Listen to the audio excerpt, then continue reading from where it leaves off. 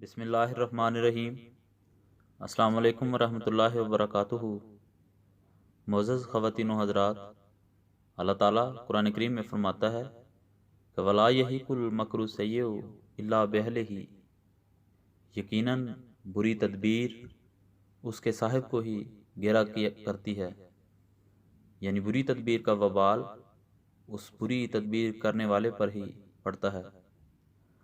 چنانچہ حضرت شیخ سعدی رحمۃ اللہ علیہ ایک حاسد کی سرگزشت اپنی کتاب گلستان میں لکھتے ہیں کہ ایک بادشاہ کا وزیر بڑا نیک سیرت تھا اور بادشاہ کا انتہائی وفادار اور خیر خواہ تھا۔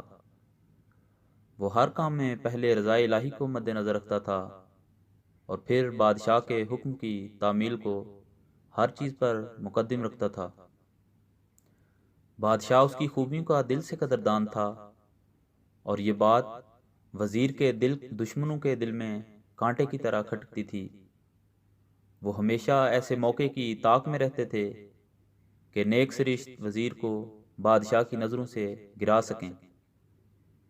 ایک دفعہ ان حاسدوں کو یہ خبر ملی کہ وزیر نے کئی لوگوں کو اس شرط پر روپے قرض دے رکھے ہیں کہ جب بادشاہ مر جائے گا تو یہ قرض ان سے وصول کیا جائے گا۔ ایک حاسد بادشاہ کے پاس گیا اور کہا کہ جہاں پناہ، یہ وزیر آپ کا خیر خواہ نہیں ہے۔ اس نے لوگوں کو اس شرط پر قرض دے رکھا ہے کہ آپ کی وفات پانے پر ان سے واپس لیا جائے گا۔ اس کا مطلب یہ ہے کہ وہ آپ کی موت کا خواہاں ہے تاکہ آپ کے بعد لوگوں سے روپیہ واپس لے کر گل چھرے اڑائے۔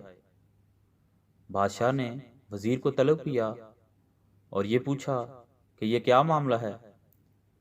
وزیر نے کمال محبت و شفقت سے عرض کی کہ عالم پناہ، یہ سچ ہے کہ میں نے اس شرط پر لوگوں کو روپے دیے ہیں، لیکن میں نے یہ بات خیر خواہی سے کی ہے، بدخواہی سے نہیں۔ میری غرض تو یہ ہے کہ بیچارے مقروض ہمیشہ آپ کی زندگی اور سلامتی کے لیے دعائیں کرتے رہیں تاکہ انہیں قرض واپس کرنے کی نوبت ہی نہ آئے۔